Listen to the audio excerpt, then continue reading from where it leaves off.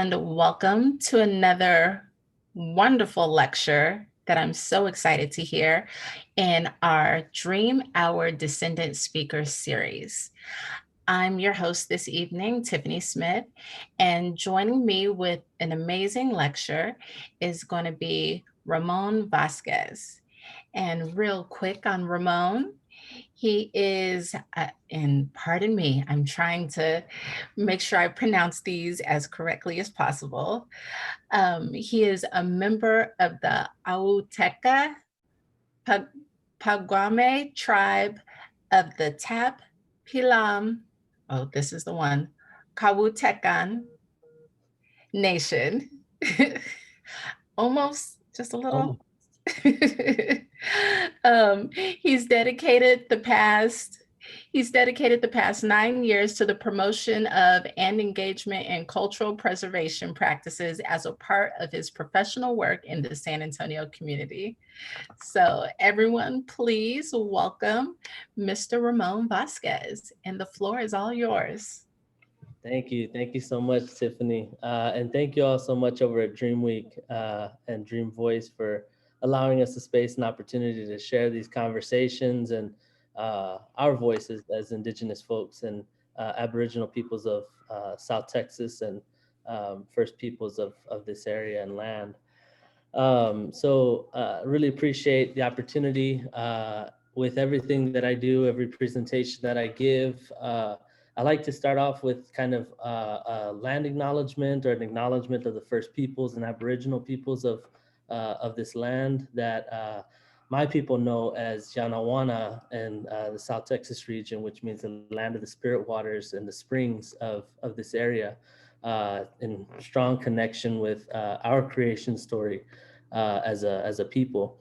And also acknowledging the Tap Pilam Coahuiltecan Nation and Coahuiltecan peoples, over 150 to almost 200 different tribes that encompass this land and their ancestors that also know this place as Coahuiltecan people as Yanawana, and those that are of Estocna or Carrizo Comecrudo descent, who know this land as the land of Somisek. And so really appreciative of all of our ancestors and also the Tonkawa people of the coastal areas of this land, and those that came later in history that made this place home. Different tribes, different communities that called this place home after their travels or migrations or even that forced assimilation into the culture here. So I want to acknowledge those people, my ancestors, as Tiffany shared. My name is Ramon Diego Vasquez. I'm a member of the Auteca Paguame Tribe of the Tap Pilam Coahuiltecan Nation of South Texas. And what I like to do too, real quick, is open everything up here, and what I want to talk about around what true Native equity could look like here for not only my community but all the other communities, the Aboriginal tribal communities from this land, and also those urban Native folks that come from off reservation or from other migrations. And so I want to start this off by kind of doing an invocation, if we will, and kind of invoke that spirit, invoke that tamok. All of our ancestors that are here with us, that are watching, those folks that are watching your ancestry, kind of be present with me, if you will, during this time as I share a little song and kind of call on this spirit, this tamok, to be with us today or this evening. So we can have a really good conversation, a good talk, good dialogue, and really hear it with some open ears, as we all want to do during this time of, movement, civil rights movement, waves of new transition, new equity, new equality, new transition, transformation, of power, of culture, of communities. So many different things that are happening right now. I'd like to kind of call on those tamok, those spirits, to be with us tonight, helped me kind of find my words. It's kind of been a late night already for me. I'm kind of an early bird now. And so I want to do that real quick. So if you all just kind of bear with me here, enjoy, be in spirit with me, call on those ancestors to walk with you tonight, look after you as you sleep, look after your little ones, your loved ones, all of those that may be sick or hurt during this pandemic, those that may have passed or that are now ancestors themselves. Call on them to be with you tonight, as I would be doing the same for my ancestors. Now let's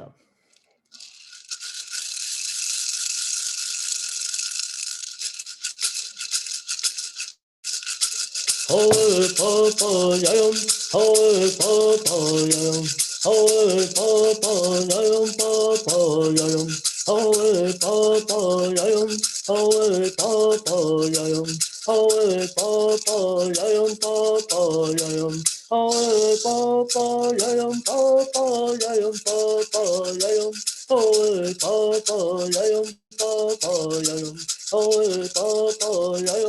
Hoi papa yayum, hoi papa yayum, papa yayum, hoi papa yayum, papa yayum, papa yayum, hoi papa yayum, papa yayum, hoi papa yayum, hoi papa yayum, hoi papa yayum, papa yayum.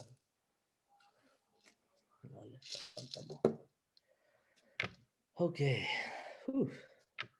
A little decompression after that. For myself, I kind of introduced myself a little bit, but I want to also honor and acknowledge my elders that kind of taught me and brought me up.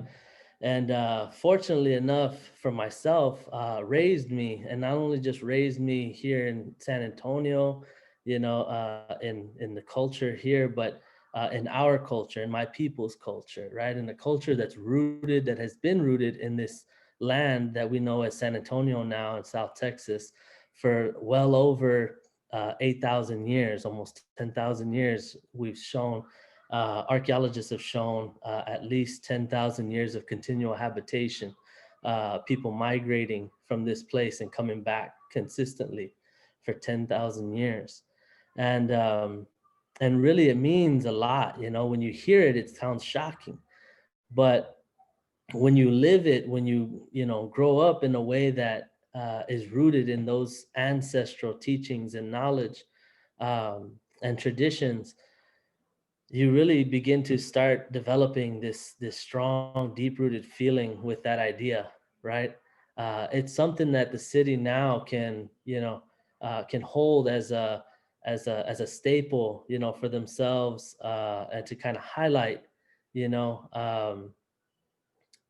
But being a part of these indigenous communities, being a part of these tribal communities, and knowing our history, being related to that fact alone really gives you so much pride, energy, strength, to really think about the future, your little ones, the ones that are coming up, and those that have come before, right? So I acknowledge all of my elders of our Tap Pilam Coahuiltecan Nation, not only our tribal council, Linda Jimenez, my grandfather, Ramon Vasquez y Sanchez, Mickey Killian, and Raymond Hernandez, and our late elder, Steve Casanova.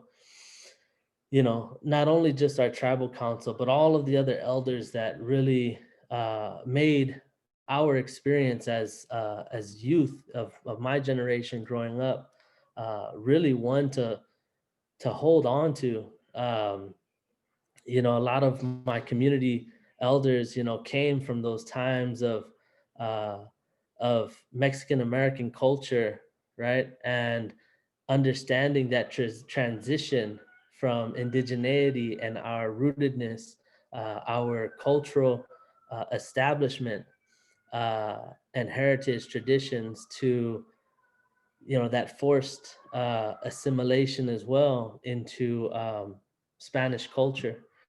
And after the times of that missionization process, became Spanish citizens, and eventually became citizens of Mexico, and then also, you know, identifying themselves and their family members as Mexican Americans, and that transition to now, and over 60 years plus now, um, re-evaluating that thought, and really finding a way to reroute themselves, right, and begin that transition of decolonizing who they were, who they are, the history that was kind of pushed on them, um, and shedding themselves of that so that they can regrow into these native ways that, for so many people, and even detribalized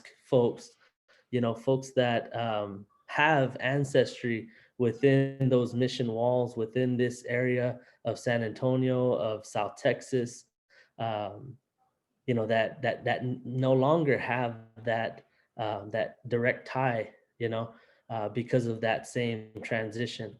Um, we want to honor those folks as well. That holding on to that pride and that spirit of this land, of the water here, that's been flowing from the springs of the headwaters that we know as now as the Blue Hole, but as our people know as Potopotana, which is the birthplace of our people. Um, and that spring that gives off all of that water and that life, that feeds into the rest of this city now, and community still for thousands of years or more. um so we want to honor that. I want to honor that. I want to acknowledge that. I want to acknowledge my elders for doing that work for us, and really being able to be raised in my traditions of my people, and the continuation of revitalizing all of those traditions and culture, not only for us as Tap Pilam people, but all Coahuiltecan natives across the spectrum, um, or even just those that are from South Texas that may not identify as Coahuiltecan natives, um, and recognize themselves as deep rooted traditional tribal peoples and Aboriginal peoples from these lands. We want to do whatever work we can, and my elders have instilled that in us constantly as we got older. That's kind of the future. That's how we preserve ourselves, our legacy as a people, how we preserve a future, you know, um, standing, how we preserve our fight, to continue to grow as a tribal nation, as a sovereign nation. Um, and so I'll get into some more about that right now. But I just wanted to first honor those ancestors, those elders, my father, who's been doing so much work, to really impact or make an impact in this city, and not only just for Native people in general and all Native peoples, but specifically too for our tribal community as Tap Pilam. And so I want to honor them, honor my father, my grandfather, our tribal council, our elders, all of those people that taught me how to be, other elders from other tribal nations, um, that have really given us teachings, people of my generation, these teachings of South Texas and Aboriginal peoples. Um, and so just want to honor them, thank them, and give them all of the praises that I can to, for the sacrifices that they made, similarly to the sacrifices that our ancestors had to make before going into those missions. Um,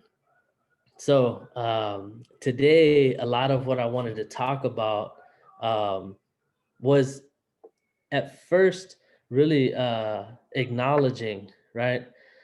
The acknowledgement of first peoples. What does that mean? What does it mean to honor people that have been here, that can say that they've been here, that can prove that they've been here, long, long before contact from many other communities, races, different folks from different areas of the world, and really just knowing that history, that goes along with acknowledging those first peoples. And I was watching Vance a minute ago, and he said it, perfectly. It's just acknowledging and honoring that in that history, um, there is that truth and that fact of in having to acknowledge these people, having to acknowledge peoples of first descent, of first um, births, first deaths on these lands. Really, you have to honor the fact that these lands were taken, were stolen, um, and and in that, right, we have to acknowledge and honor the shames that came with that, the shames that came with um, having to do that, because it's something that you believed in, that was the right thing to do, um, or that um, it was an order that you were given, right? And you had no choice. There's healing in that too, and that needs to take place. And so these realities, are really important for us. So living in the city of San Antonio, doing a lot of the work that I've been doing. Currently, I try my best to do a lot of education reform work, if you will, trying to insert not only myself, but my people's understanding, the ancestral knowledge that I carry, the ancestral knowledge that I've learned and developed from many other people, uh, elders, and so on. That from many communities that have really shared these insights of what education looks like now, what education looked like 30 years ago, and what education can look like, 30 years from now, and beyond. Some people say that, with this 500 years of history of colonization, 500 plus years of colonization, that it may take 500 plus years to to change that, right? To go back, to decolonize from that.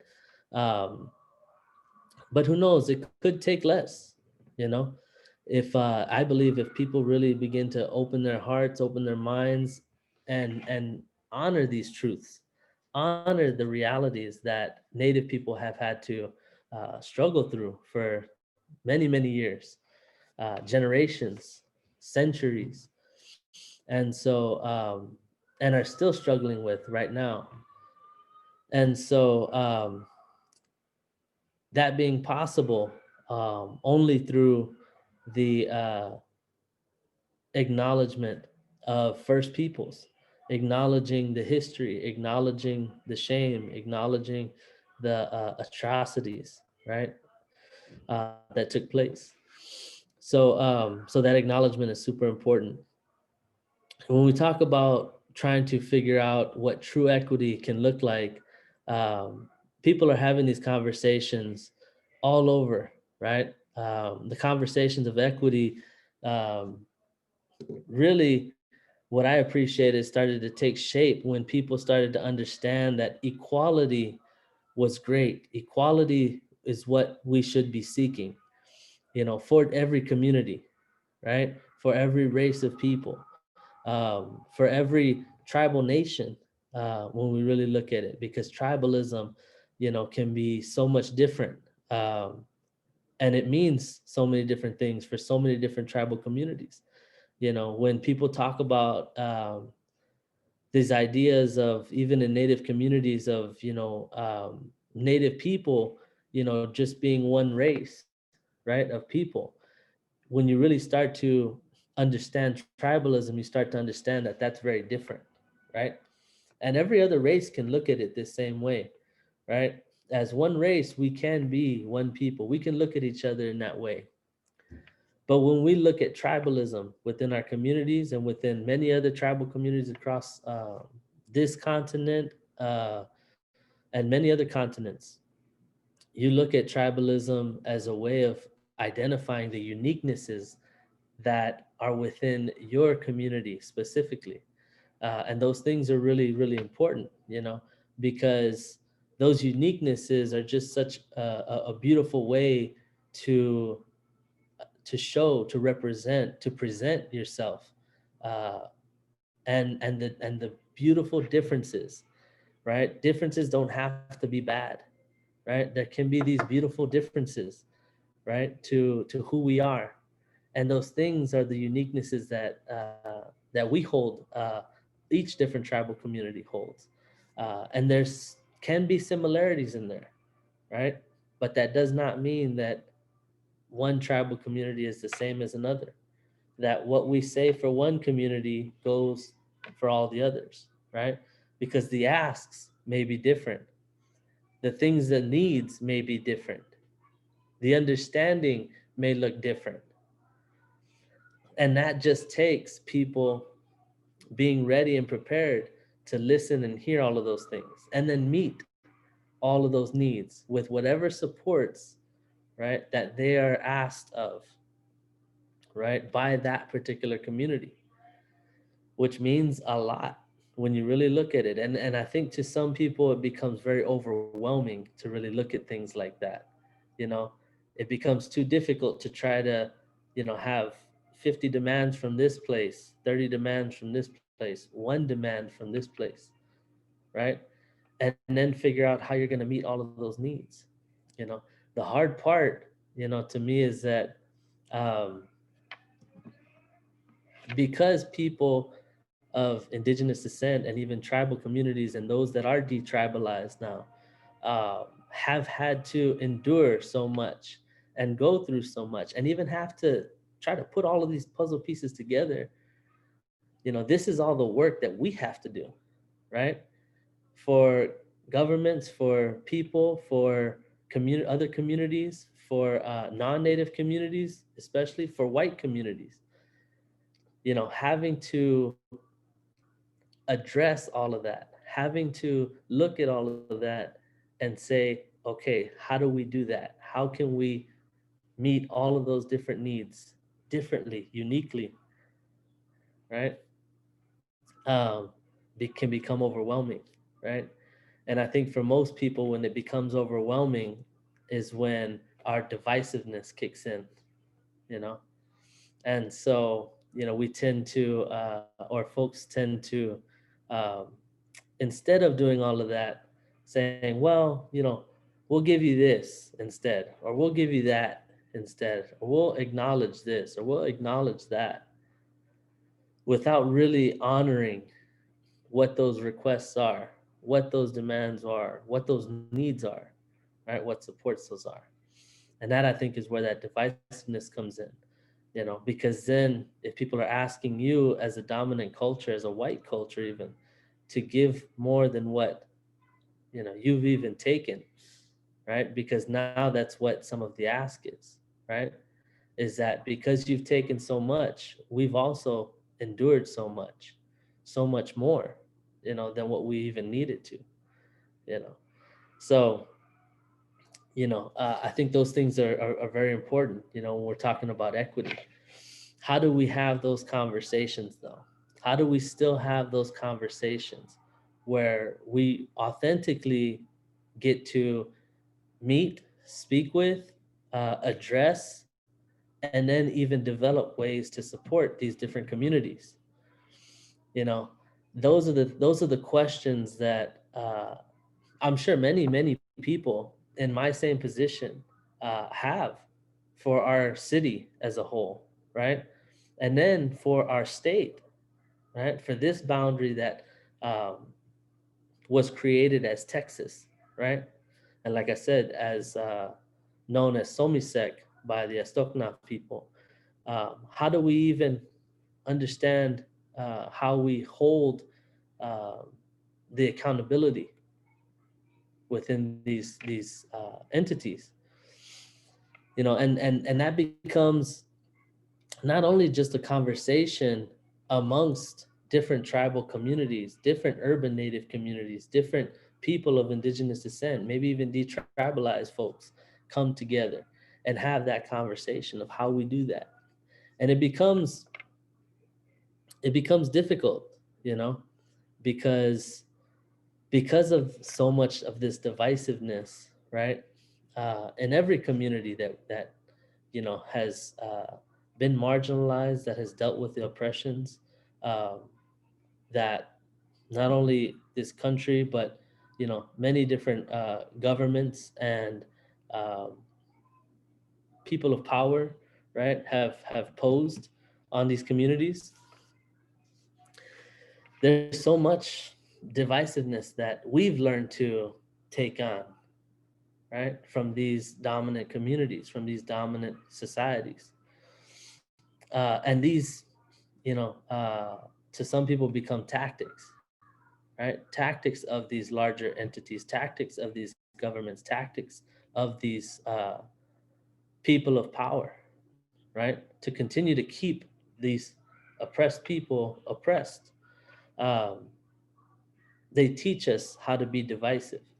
And so in understanding all of this, you know, one of the things that comes to mind always is one, how do we break those cycles, right? How do we break those cycles of divisiveness that have either gone on for generations, for some folks, or some communities even, right? Uh, Communities pitted against each other at times.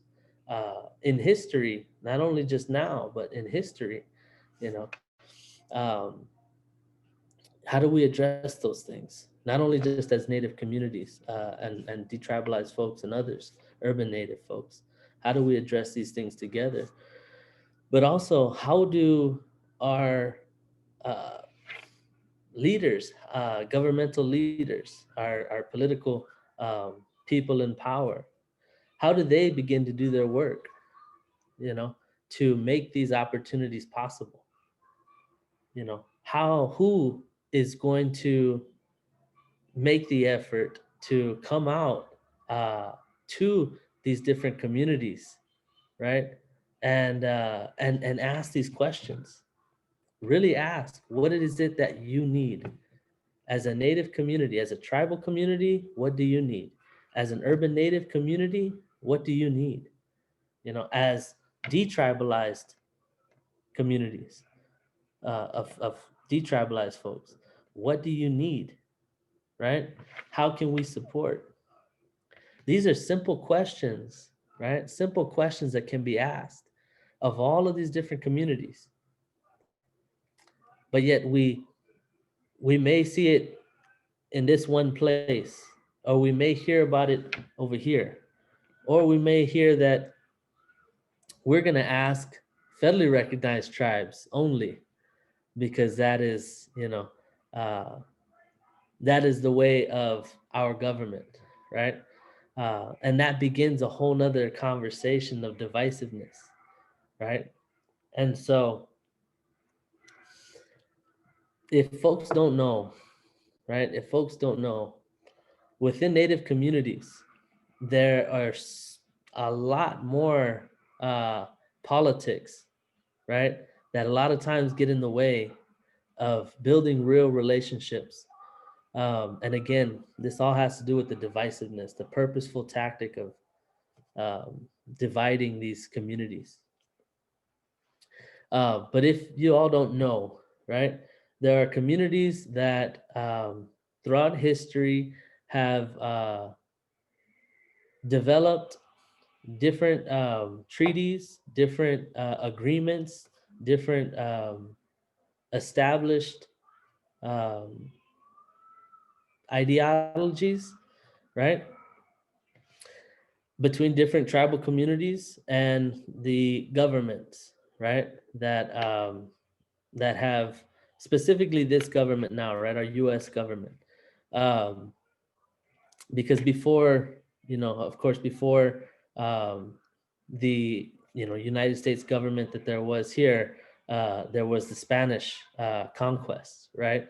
So particularly with this Americanized government now, between these tribal communities, these treaties were set, these agreements were set, and this made certain tribal communities what they call federally recognized, and were given access to certain things, not the stereotypical things that most people believe about Native uh, communities or tribal communities. They don't have free health care. They don't have all of these different um, you know, uh, uh, privileges or anything like that. Access to free college. Some of that is is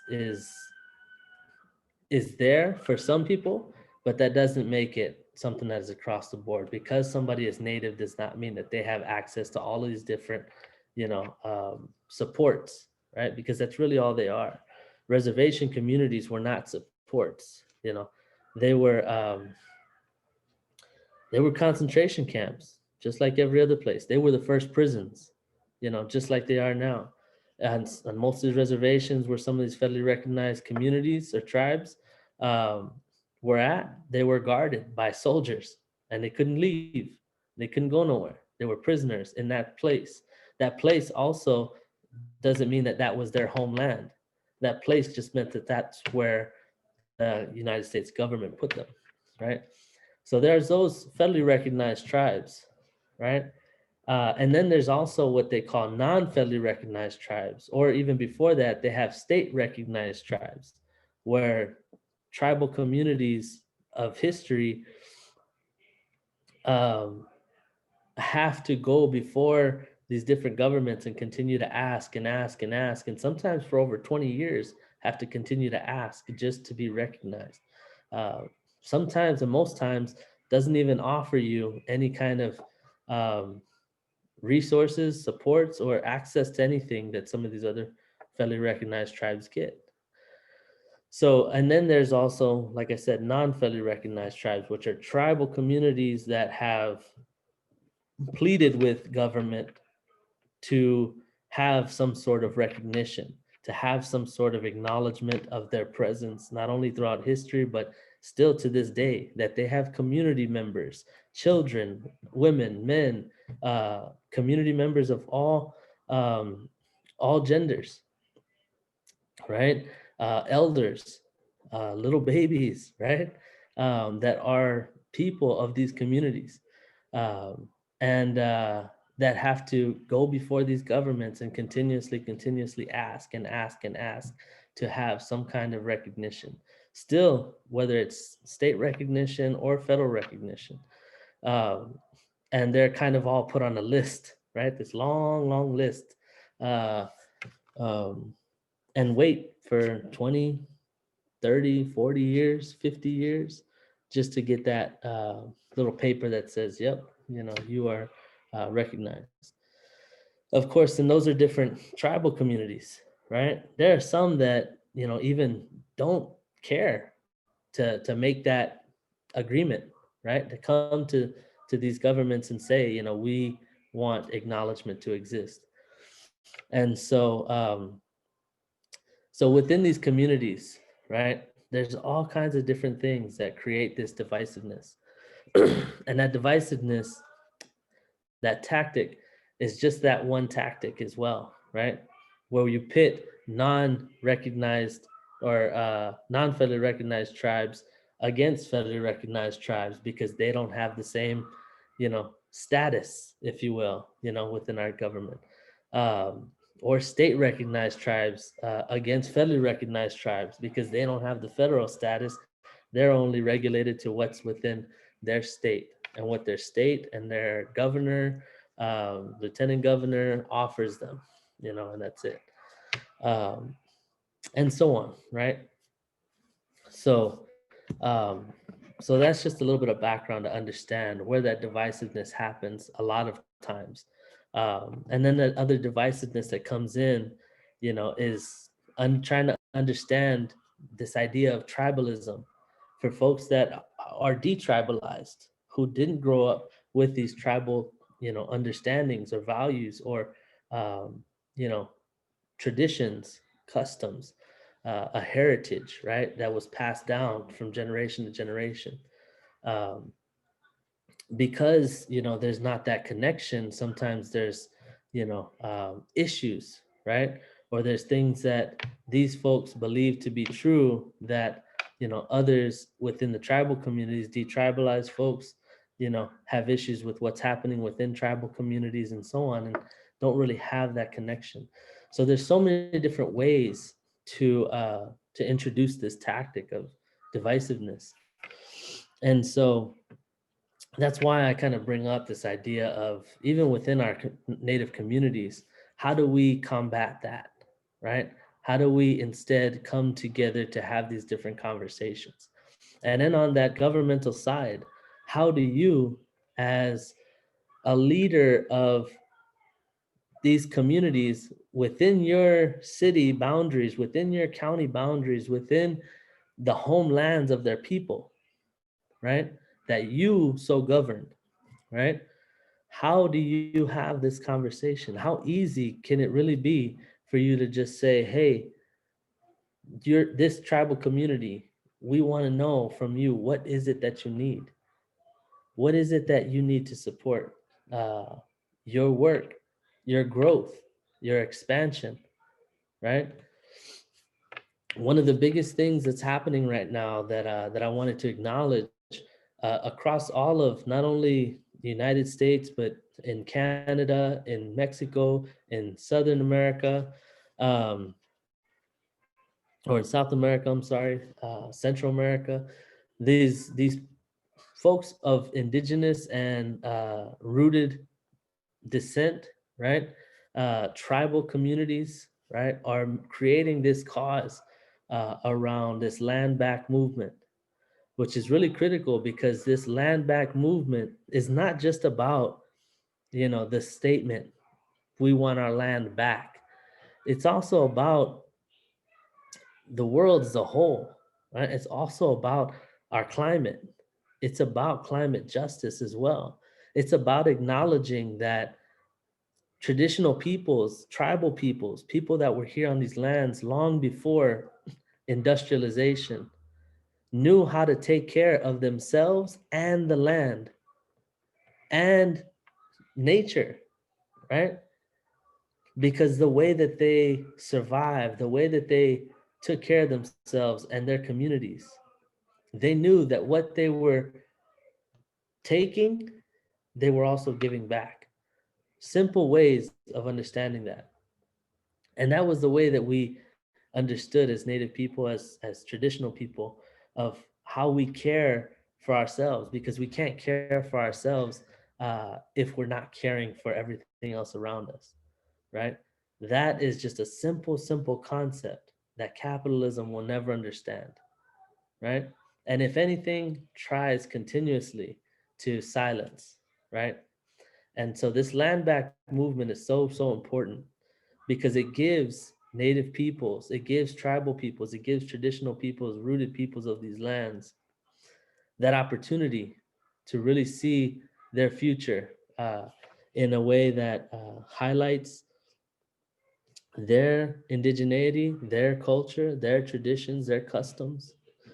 And I think that's really critical, especially for now in these times, where we're seeing so much racial justice, you know, um, conversations, actions, movements happen to shift and transform, this dominant culture, and not to take on that domination, very clearly, not to take on that domination, but to really start to expand the opportunities across the board for all races, for all communities, you know.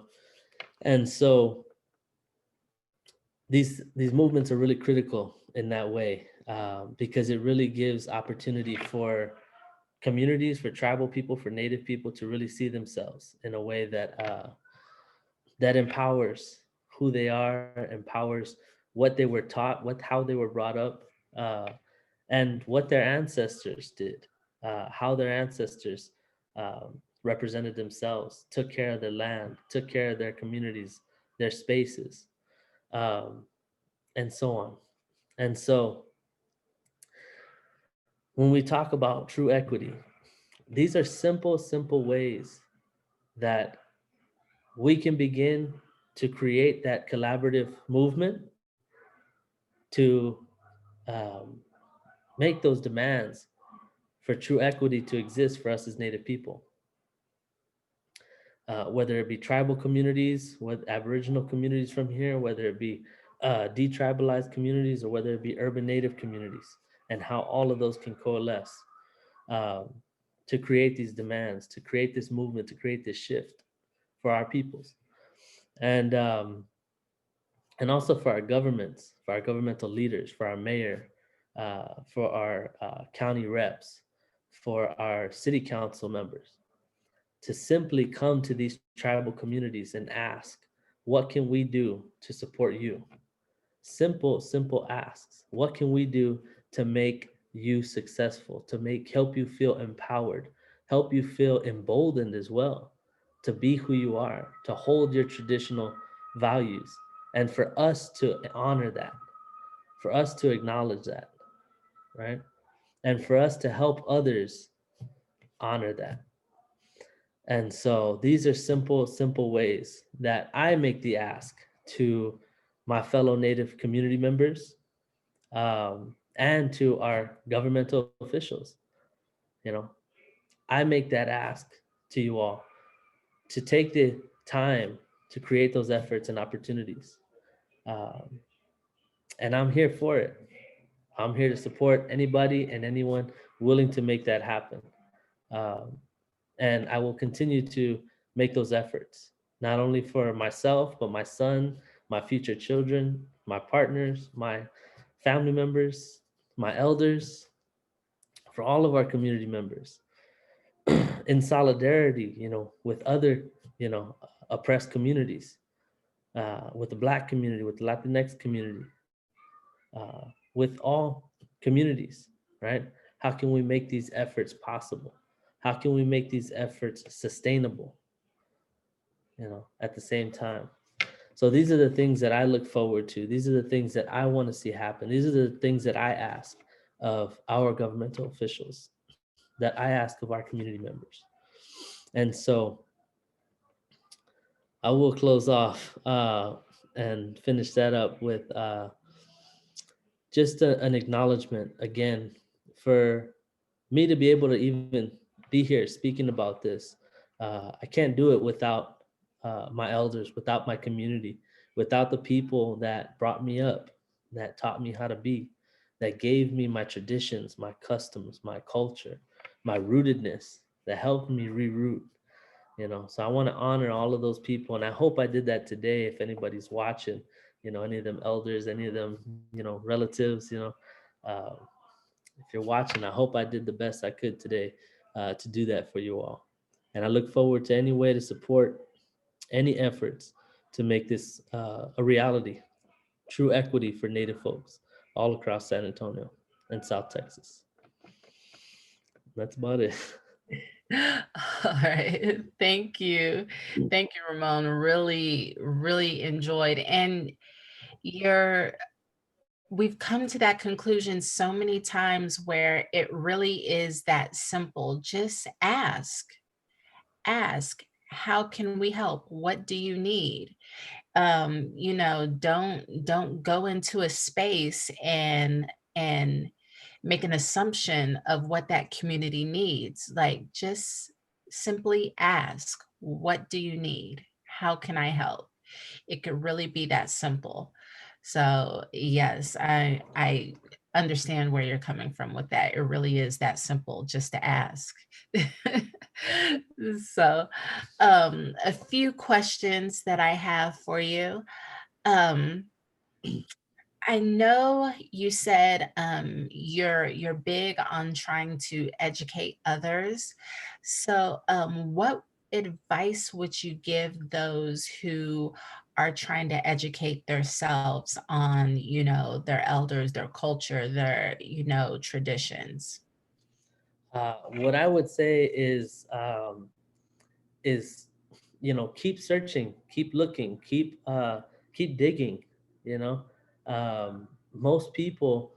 Um, One of the things that I had continuously talked about around my community, but also with others, and even having these conversations with some folks nationally, around efforts even back in the 60s, around the civil rights movement, but with the Chicano movement, right? The Chicano movement created an opportunity for Mexican American folks to really start to dive into an understanding of decolonized practices, to reroute themselves, to understand that they have indigenous heritage.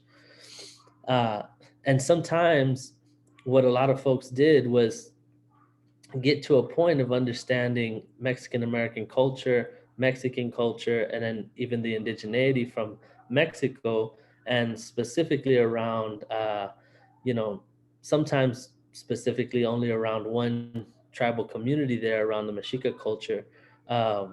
But digging even a little bit deeper than that to really think about where your family was from. Where is your family from? Is your family um, from further down deep into Mexico, or are they just right around the border areas? What tribal communities were there in those areas?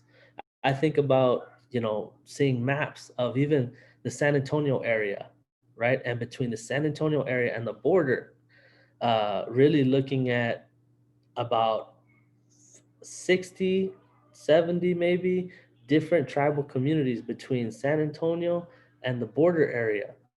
You know, what about those people? What about those communities, right? We can't get stuck on just believing that we are a part of this one community, right? Or of this one culture.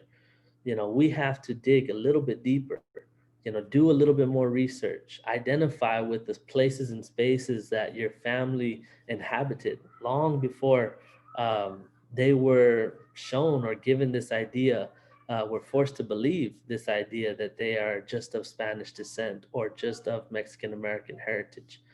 Think beyond those titles. Think about rootedness. Where would you, if you were a tree, plant your roots, right?